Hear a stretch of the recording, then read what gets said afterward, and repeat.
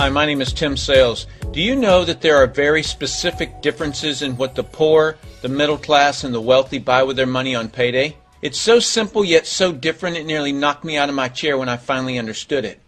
I'm going to show you exactly what I'm talking about, and you can evaluate for yourself why the wealthy keep getting wealthier and the poor keep getting poorer and the middle class are stressed out. To understand this, I need to make sure you understand some basic business terms in the way that I'm using them. The words that you need to know are income, which means money you bring in, expenses, which means money you spend, assets, which is the most confusing one. An asset is defined as something that pays you. If you're an accountant or a financial planner, I just raised your eyebrows a little because the traditional definition of an asset is things you own. More on that in just a second. Liabilities is the last definition and is defined as things that cost you. A house is typically viewed as an asset, but can it actually be a liability? Yes. By the definition I used earlier, anything that costs you money is a liability, not an asset.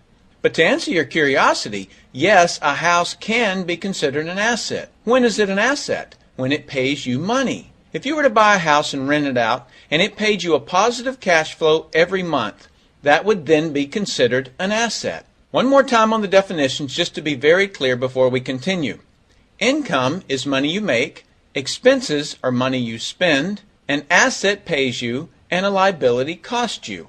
Now let's look at what the poor buy on payday. On payday, the poor buy what I'm going to call stuff. What is stuff? Inexpensive things that people buy that they don't really need to survive. You go into someone's house and you can't find any counter or tabletop space in the whole house because of all the stuff on it. You can't find a single foot of white space on any wall in their house because of all the stuff that's hanging on it. Where did they get this stuff? They bought it at the flea market, at the garage sale, at the dollar store, at the craft show. Their house and their car is full and cluttered with stuff. So income comes in on payday and then goes straight out the expense column to buy stuff. The poor really never educate themselves on assets and liabilities. The poor justify their buying all of this stuff by claiming that it costs so little. Yes, it was very cheap, inexpensive, not a lot of money, but over the years, it's all they ever had. The problem is their income never produced or created more income. I know this group very well because this was me. This was the way I was raised. I, in no way, am cutting or undermining this group of people or any other group. I just see a lot of financial pain out there and that need not be that way. I only want to help you, and hopefully you'll pass this information on to people you care about. Creating wealth is not a mystery. It's a formula. The only reason someone doesn't create wealth is because they don't know or don't apply the formula. Let's continue on and look at the middle class. The middle class is the group that society mistakenly thinks are the rich. They are not. Yes, they typically earn a six-figure income, but what they buy on payday keeps them prisoners of the middle class. What they buy on payday are liabilities. Remember the definition of a liability? Things that cost you? By buying liabilities, the money gets pushed up and out their expense column.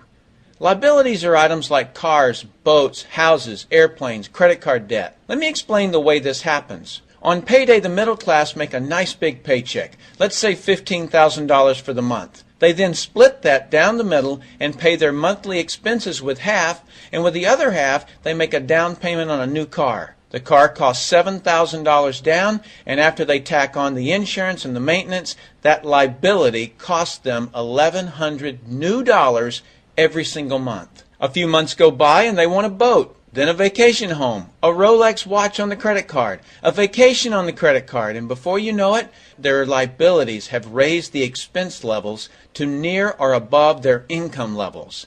They actually spend equal to or more than they make, meaning that they have to go to work and make a certain amount of money every single month because of their liabilities. The other important issue with both the poor and the middle class is that normally all of their income is dependent on their own effort, meaning they've educated themselves to exchange their knowledge and expertise for someone's money. Here's an example. An attorney is knowledgeable about law, so people pay him or her money in exchange for that knowledge on an hourly basis. The problem there is that if they're not, the attorney, sharing that knowledge with a client, then the attorney is not making any money.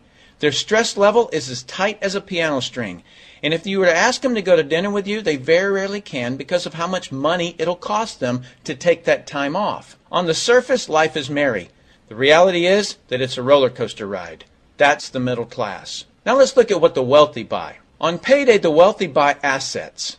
Again, an asset is something that pays you. If you want to become wealthy, buy assets that then earn you more income. The money wheel looks like this. Buy assets that produce cash, that then buy more assets that produce more cash, that then buy more assets that produce more cash. The wealthy spend their money and buy things that produce more money. Here's a couple of examples of assets that produce more income.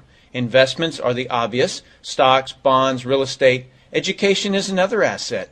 If you learn how to do something and actually do it, that produces more income. That's buying an asset. I heard a great expression once: if you think education is expensive, you should see how expensive stupidity is. Another example of assets you can buy that pay you is businesses, especially those businesses that can create a passive income. Passive meaning that once you build it up, it pays you whether you're still building it or not.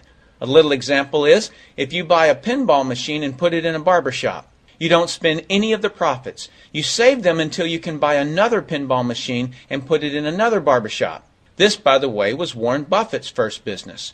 Warren Buffett, by the way, is one of the top 2 richest men in America. The wealthy are extremely eager to find those passive income businesses because it continues to pay them month after month, year after year, long after they've stopped working the business. That's actually the way I created my millions. I found a passive income business that I built up, and it continues to pay me month after month, year after year. I then took those profits and multiplied them in another passive money business, and then again in another. In conclusion, here's what I've learned. You can't find these passive money businesses unless you're open to hearing about them. Then once you find them, be willing to research them. The reason I say this is that I answered a hokey little ad that I ended up making a couple of $1 million from, simply because of that ad. So these businesses are out there, you just got to find them. You've also got to be educated enough that when the right situation does present itself, you don't miss it. So remember, the poor buy stuff, the middle class buy liabilities, and the wealthy buy assets, preferably businesses that can create passive money. Then take that money and buy another asset that produces more money. That's the wealth creation formula. I sincerely hope that you've learned a couple of things from this explanation. I'm Tim Sales.